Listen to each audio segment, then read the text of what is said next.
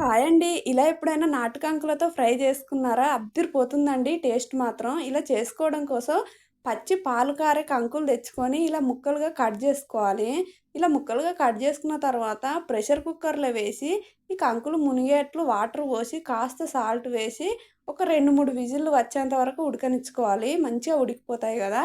అప్పుడు stove off జేసి ఒక జాలిగంటతో వడగట్టుకోవాలి. ఇలా వడగట్టుకొని పక్కనుంచుకున్న తర్వాత స్టవ్ పైన ఒక గిన్నె ఉంచి ఆయిల్ వేసుకొని 2 ఎండుమిరపకాయలు వేసుకొని ఈ మొక్కజొన్న కంకులు గూడా వేసుకోవాలి. వేసుకొని కాస్త ఫ్రై అయిన తర్వాత కాస్త కరివేపాకు, కొత్తిమీరు, పచ్చికారం, పచ్చిమిరపకాయలతో చేసిన పచ్చికారం వేసి మొత్తం అంతా ఫ్రై అయిన తర్వాత చివర్లో టేస్ట్‌కి సరిపడా సాల్ట్, కాస్త చాట్ మసాలా వేసి స్టవ్ ఆఫ్ చేసుకొని సర్వ్ చేసుకుంటే అద్దిరిపోతుందండి. చాలా చాలా బాగుంటుంది వీటి టేస్టు. ఈ వీడియో గనుక మీకు నచ్చితే లైక్ చేయండి, షేర్ చేయండి, సబ్స్క్రైబ్ చేయండి. మన ఛానల్‌ని ఫాలో అవ్వండి. Thank you for watching. By by.